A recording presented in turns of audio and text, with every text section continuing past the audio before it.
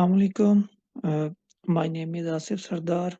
I am research fellow at PIL और आज हम पढ़ेंगे कि हम हेल्थ बेनिफिट्स को किस तरह से वैल्यू कर सकते हैं और इनकी जो है वो बेनिफिट्स को कैसे हम एस्टिमेट कर सकते हैं, कौन-कौन से प्रोसीजर हैं, तरीके हैं, मेथड्स हैं। तो आज हम उसके बारे में पढ़ेंगे। सबसे पहले तो मैं ये आप लोगों को बताता चलूँ कि जो हेल्थ बेनिफिट्स हैं तो उनको उनके जो है वो क्या होते हैं, उनका क्या तरीकाकार है कि वो क्यों जो है वो ज़रूरी हैं। असल में measuring and valuing the health benefits for the economic valuation actually uh, it's important to address its practical considerations problems for a researcher to highlight the benefits of the highlights of the health benefits and its valuation, especially in the context of the patients. It contains the practical solutions to clarify the understanding used by the practitioners. So economic valuation offers a systematic and transparent choices to make the difficult decisions about the choice uh, because because of the scarcity of the resources.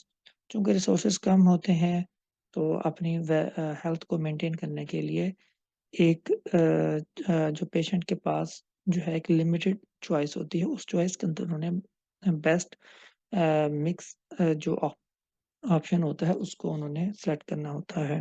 अ, उसके बाद होता है कि हम इसमें क्या सीखेंगे कि how to value the benefits of the health care in a way that permits the comparison between the healthcare intervention such as cost per quality adjusted life years कि हम इसमें जब इंटरवेंशन कोई भी करते हैं तो उनके ज़रिए हम किस तरह से उसको जो है वो मेंटेन कर सकते हैं। तो जब हम इसकी बात करते हैं तो इसमें मुख्तलिफ जो मेथड हमारे पास सामने आते हैं, इसमें एक तो ये है कि ये जो है टाइम ट्रेड ऑफ मेथड है। उसके बाद हमारे पास स्टैंडर्ड गैम्बल है। तो इसमें सबसे पहले तो हम इसकी थोड़ी-सी डेफ़िनेशन मैं आपको बता देता हूँ कि टाइम ट्रेड ऑफ क्या होता है और और स्टैंडर्ड गैम्बल क्या होता है। बाकी इसकी जो डिटेल है वो हम बाद में जो है वो इसको अभी इससे आगे उसकी डिटेल आएगी, जो जिसमें आपको जो है वो ज़्यादा डिटेल से बताया जाएगा। द टाइम ट्रेड ऑफ क्या होता है? टाइम ट्रेड ऑफ एक ऐसा मेथड है जिसके ज़रिए हम रिस्पोंडेंट को कहते हैं, पूछते हैं कि uh, how much time he need in perfect health and they would be willing to give up in order to escape their current health कि वो अपनी जो है वो बेहतर हेल्थ के लिए अपने जो करंट स्टेटस को कितना जो है ना वो गिव अप कर सकता है। अब इसमें क्या होता है, इस केस में ये है कि both alternatives they have the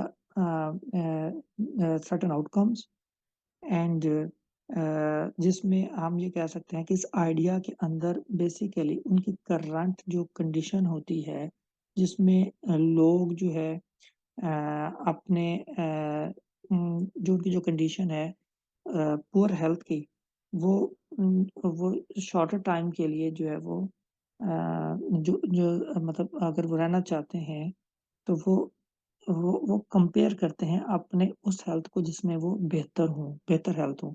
तो कंपैरिज़न का मेरा मतलब ये है कि वो इस तरह से इसको जो है ना वो उसको समझते हैं कि people living in a poor health will accept a shorter life span uh, in perfect health compared to the people living in a good health। तो जितना उनके पास बेसिकली वो ट्रेड ऑफ करते हैं ना बेसिकली कि अपनी जो वर्स्ट हेल्थ को गुड हेल्थ के साथ, अगर गुड हेल्थ में वो कम अरसा रहेंगे, जिंदा रहना चाहते हैं लेकिन अच्छी हेल्थ के साथ, तो वो अपनी जो वर्स्ट हेल्थ है उसको ट्रेड ऑफ कर देंगे अपने उस टाइम फ्रेम के साथ कि वो अगर थोड़ी ज़िंदगी भी अच्छी फ़र्ज़ किया कि अगर एक बंदा जो है ना वो 20 साल जो है वो हार्ट का पेशेंट है या कुछ भी है या उसकी कोई टाँग का मसला है तो वो अगर वो उस बीमारी के साथ वो 20 साल ज़िंदा रहता है और वो उसका इलाज करवा कर या किसी इंटरवेंशन से अगर वो 10 साल अच्छी ज़िंदगी गुज़ार ले, तो इस टाइम फ्रेम को टाइम इसको कहते हैं टाइम ट्रेड ऑफ, ठीक है? आप इसको टाइम ट्रेड ऑफ के कॉन्टेक्स्ट में इसको आप लेते हैं। उसके बाद है स्टैंडर्ड गैम्बल। स्टैंडर्ड गैम्बल क्या होता है? स्टैंडर्ड गैम्बल बेसिकली ये होता है जिसमें हम पार्टिसिपेंट को कहते हैं कि वो चॉइस को कि वो एक चॉइस करे किसके दरमियान में? A gamble and the continuation of the life in the current health state. अच्छा, इसके अंदर भी होता वैसा ही है कि उसने चूज़ करना होता है और एक लेकिन गैम्बल है तो इसमें परसेंटेज आ जाती है, ठीक है? कि कितने परसेंट जो है ना प्रोबेबिलिटी है कि वो जो है वो चूज़ करेगा लाइफ या डेथ के दरमियान में टाइम स्पैन को। The probabilities for the two options in the gambles are altered until the participant is indifferent between the gamble with the risk of the immediate death and the continuation of the life in his or her the current state. या तो वो perfect life में होगा या फिर वो जो है मतलब जो आप कह लें कि वो जब वो डेथ जो है ना वो उसकी जो एक्सट्रीम कंडीशन है या तो वो बिल्कुल बेहतर हालत में होगा, फुल हेल्थ में होगा। इसकी कोई एक्सट्रीम कंडीशन जो सेकंड हो सकती है, उसकी डेथ हो सकती है, तो इसमें इसके बिटवीन में जो है ना वो ऑप्शन को चूज़ करना होता है, तो इसे कहते हैं स्टैंडर्ड गैम्बल। इसकी डिटेल जो है अभी हम जो है वो उसको पढ़ेंगे थोड़ी देर में। तो नेक्स्ट हमारे पास है preference elicitation techniques for the quality जस्टिस लाइफ ईयर्स। अच्छा, इसमें हमारे पास वही मेथड है, जैसे मैंने पहले बताया स्टैंडर्ड गैम्बल है, टाइम ट्रेड ऑफ है, रेटिंग स्केल है एंड अदर्स। तो सबसे पहले तो रेटिंग स्केल के बारे में हम पढ़ लेते हैं कि ये रेटिंग स्केल है क्या। तो रेटिंग स्केल बेसिकली क्या होता है? रेटिंग स्केल एक ऐसा मीन्स है जिसमें हम इस पार्टिसिपेंट के रिस्पॉन्स को क्वांटिफाइंग करते हैं। हम उसको जो है मतलब क्वेश्चन पूछ सकते हैं, टेस्ट कर सकते हैं, सर्वे कर सकते हैं सेट ऑफ कैटेगरीज़ के हिसाब से, ठीक है? और इन कैटेगरीज़ को हम किसी भी फॉर्मेट में ले सकते हैं। ऑर्डर नंबर हो सकता है, सीरीज़ हो सकती है, एग्री डिसएग्री हो सकता है, इस तरह से पूछ सकते हैं या कोई भी उनसे कोई क्वेश्चंस इवन जो है वो आप क्वालिटेटिवली भी मतलब स्ट्रक्चर्ड या अनस्ट्रक्चर्ड के थ्रू भी आप उनमें कुछ चीज़ें ऐड कर सकते हैं। तो इसमें होता ये है कि जो रेटिंग स्केल होता है बेसिकली इसमें न्यूमेरिकल वैल्यूज़ होती हैं जिसको मकसद ये होता है कि उनको रेट किया जाए। उनकी हेल्थ की जो स्टेटस है हम उसको रेट करने की कोशिश करते हैं। और इसमें एक और बात जो कि वो ये है कि इसमें भी सिमिलरली जो रेट होता है वो 0 से वैसे तो 100 होता है, ठीक है? फिर बाद में उसको नॉर्मलाइज़ कर लिया जाता है। अच्छा, अब इसमें अदर मेथड में बहुत सारे अदर मेथड भी हैं क्योंकि वो हमारा अभी ऑब्जेक्टिव नहीं है इसको डिस्कस करने, लेकिन मैं बता देता हूँ कुछ।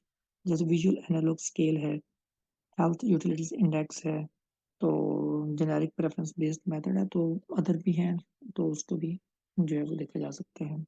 अब हमारे पास आता है कि generic preference based method. Generic preference based method क्या होता है? ये एक ऐसा मेथड होता है जिसको यूज़ किया जाता है, हम पार्टिसिपेंट्स को पूछते हैं। बेसिकली हमारा पर्पस ये होता है कि हमने उसमें से क्वालिटी एडजस्टेड लाइफ ईयर्स निकालने होते हैं थ्रू वेट। हम उसको वेटिंग करते हैं, वेट दे देते हैं ना, तो हम उसको कैलकुलेट करते हैं। तो हमारा मकसद यही होता है कि हमने इकोनॉमिक मॉडलिंग करनी होती है। अब उसमें जो आप इसमें जो चीज़ें जो कंसिडर कर रहे होते हैं उस उसकी अंदर डिफरेंट किस्म के इंटरवेंशन लेते हैं, ठीक है? जो भी आप ट्रीटमेंट कर रहे हैं, उसका ड्रग दे रहे हैं, जो आप उसको किसी पेशेंट को आप ड्रग देते हैं या व्हाटएवर जो भी मतलब इस तरह से आप कह लें कि उनको कोई चीज़ आप अप्लाई करते हैं, तो उनका ट्रीटमेंट जो कर रहे हैं, तो आप उनको जो है वो इसमें कंसीडर करते हैं।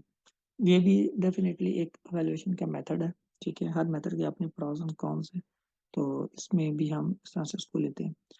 तो बाकी इसमें ये है कि उनका जो है इसमें मेडिकल कंडीशंस वगैरह को देखते हुए उनके सेल्फ कंप्लीट पेशेंट क्वेश्चनियर्स वगैरह डिज़ाइन किया जाता है, उनकी स्टेट पूछा जाता है, क्वेश्चनियर्स होते हैं जैसे कि ये लिखा हुआ है, क्वेश्चनियर्स हैं उनसे पूछा जाता है, आस्किंग की जाती है, उनके हेल्थ स्टेटस के बारे में पूछा जाता है और उसमें पूछने के बाद में हम जो है वो इसको जो है वो क्वालिटी जस्टिस लाइफ ईयर्स जो है वो बेसिकली हम निकालते हैं।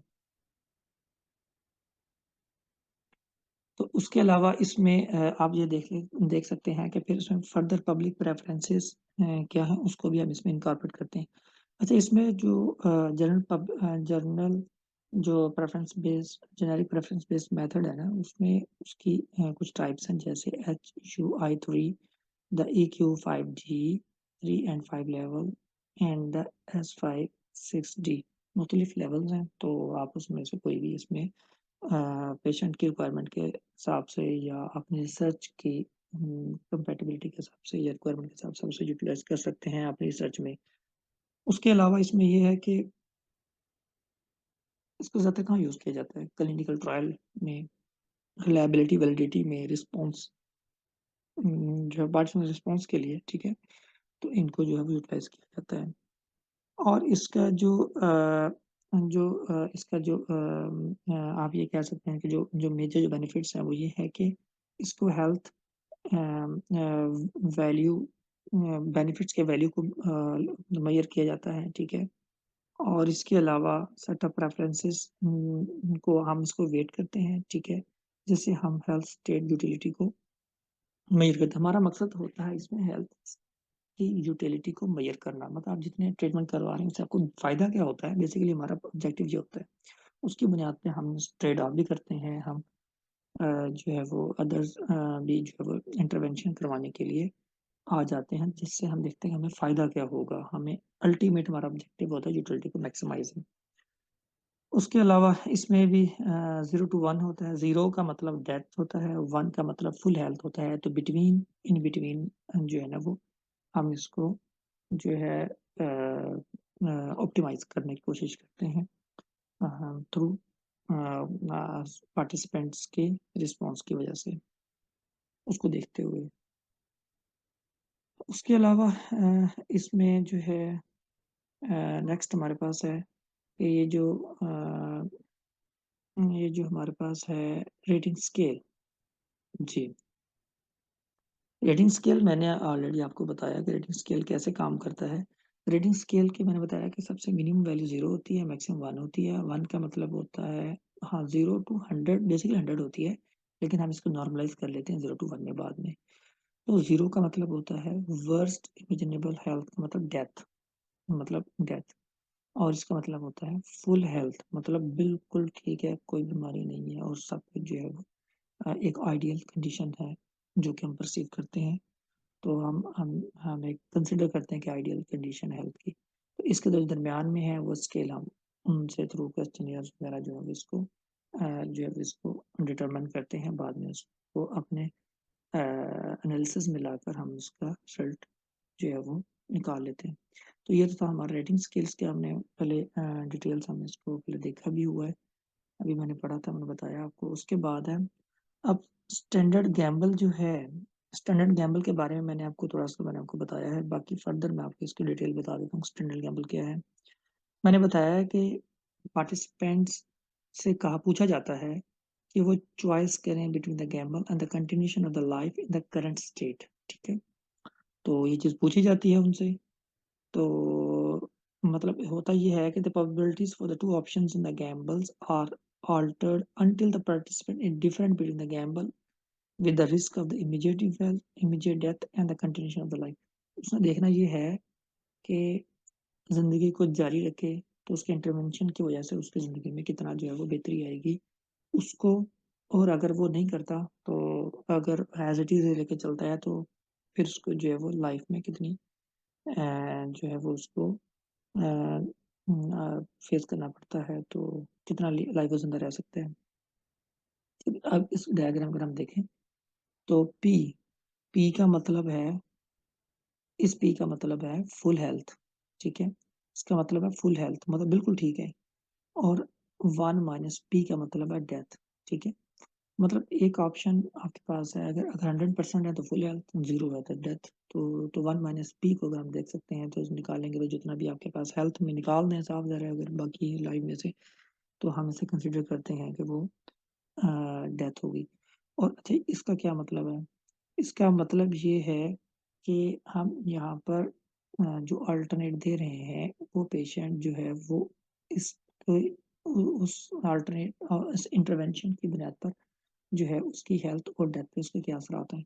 और इसी तरह अल्टरनेट 1, अल्टरनेट 2 भी आप इसको देख सकते हैं। ये जो है ये अल्टरनेट 2 आ गया, ठीक है। अल्टरनेट 2 का मतलब ये है कि साफ ज़ाहिर है कि अगर आप ट्रीटमेंट 1 करते हैं, ट्रीटमेंट 2 करते हैं, तो ट्रीटमेंट 2 में उसको क्या होगा? अगर यहाँ पे वो जो है अपने आप को जो है वो अगर करता है तो तो ट्रीटमेंट लेता है तो उसके लिए उसकी कंडीशन क्या होगी, ठीक है? यहाँ पे हेल्थ स्टेट हम कंसीडर करते हैं कि एचआई है with respect to the current health. अगर हम इसको देखें डिफरेंट प्रोसीजर को देखें जो कि इंडिफरेंट पॉइंट है, ये वो पॉइंट है जिसमें एक पेशेंट इंडिफरेंट हो जाता है, ठीक है? ट्रीटमेंट लेने के बाद। तो सिंपल प्रोसीजर जो है वो ये है कि हम पार्टिसिपेंट से पूछते हैं कि बताएं how much risk of the death would make the two options equally attractive, मतलब इंडिफरेंट, ठीक है? यहाँ पे पेशेंट जो है वो इंडिफरेंट हो जाता है और हम इसको एक इंटरव्यू में करते हैं या एक पेपर पे कर सकते हैं, किसी भी चीज़ पे जो है ना वो उनकी इन्फॉर्मेशन नोट करके आप ये चीज़ें उनसे पूछ सकते हैं। और the set of the procedure involves the repeatedly representing two options to the patients, adjusting the risk probability of death between the options until the patient is indifferent between the alternatives. This can be done using the computer-based utility assessment software. हम और उसके बाद मतलब हम software के through कर सकते हैं, एनालिसिस थ्रू, मॉडलिंग के थ्रू हम इसके फाइनल एडजस्टमेंट हम इसकी कर सकते हैं और वैल्यूएशन हम फाइनली निकाल सकते हैं। The risk of the immediate death can be adjusted using the various methods to present an alternative scenarios. तो ये है हमारा इसमें स्टैंडर्ड गैम्बल के थ्रू कि हम उसे कैसे जो है वो कंसीडर करते हैं।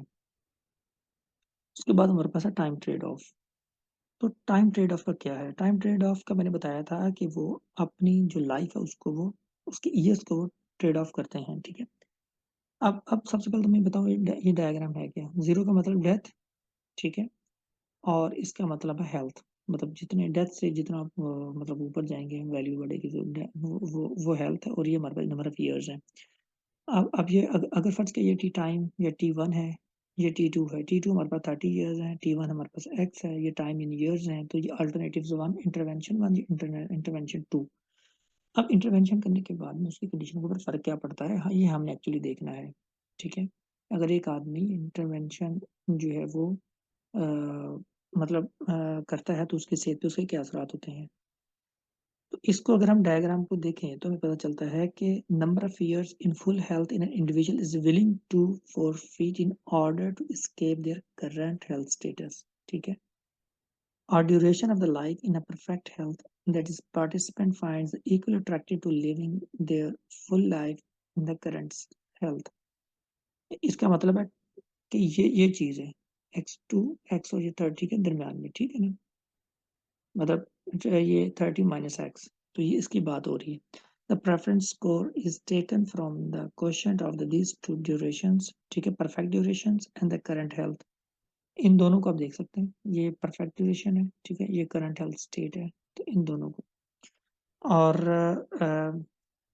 और हम इसको 0 टू 1 मतलब ये चीज़ या ये चीज़, ये है हमारे पास क्या चीज़ है, ये 0 डेथ, परफेक्ट हेल्थ, ठीक है? अगर अगर फ़र्ज़ किया गया वो यहाँ तक ज़िंदा रहेगा 1 तक, ठीक है? और दूसरा हमारे पास ये मैक्सिमम 30 इयर्स है, तो हम इनका जो है वो क्वोशिएंट के ज़रिए हम इनकी वैल्यूज़ निकाल सकते हैं। तो ये जो टाइम ट्रेड ऑफ है, हम इसको सेम टेक्निक्स के ज़रिए जो है वो अ, हम इनकी अल्टरनेटिव निकाल सकते हैं कि कोई आदमी जो है वो अगर जितना भी अ बेहतर लाइफ गुज़ारेगा, तो उसके लिए वो क्या होगी। अब देखिए इसमें 30 इयर्स लगेगा तो उसकी स्टेट आई रहेगी। अगर वो इंटरवेंशन करवा लेता है, तो ईयर तो कम है, लेकिन उसकी हेल्थ बहुत बेहतर हो जाती है। तो this is the time trade off. ये जो आप देख रहे हैं ये टाइम ट्रेड ऑफ है। उसके बाद है कि इस इसका जो है कि फर्दर है डिसीजन ट्री। डिसीजन ट्री क्या होता है? डिसीजन ट्री तो वैसे तो आपने मतलब पढ़ा ही होगा। पता होगा, लेकिन इसमें अगर हम सादे अल्फाज में बात करें तो डिसीजन ट्री एक स्कीमेटिक रिप्रेजेंटेशन है, जिसमें हम पार्टिसिपेंट से उनके क्वेश्चंस पूछने के बाद में पॉसिबल कॉन्सिक्वेंसेस की बुनियाद पर हम उसका रिजल्ट अखज़ करते हैं, जिसमें हम हर स्ट्रेटजी को कंसिडर करते हैं।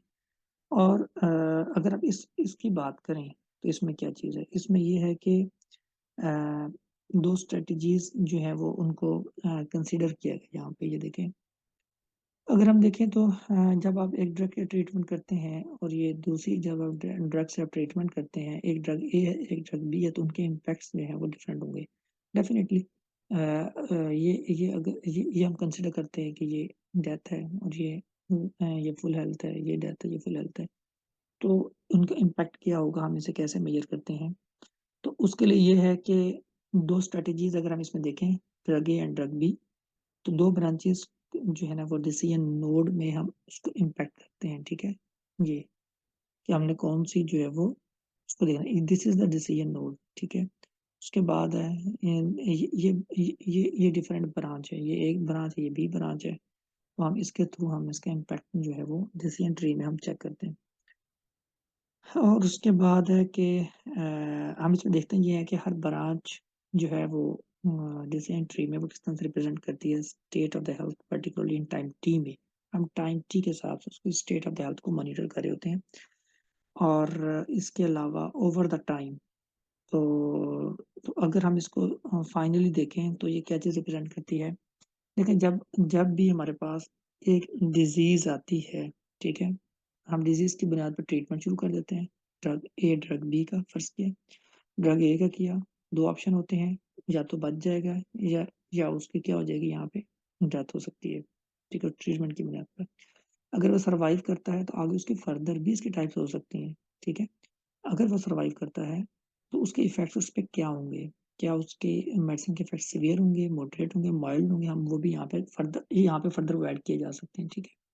फर्दर, और इसको हम कहते हैं कि ये क्या चीज़ है? ये पॉसिबल इवेंट है that patient experienced, possible event है, ठीक है?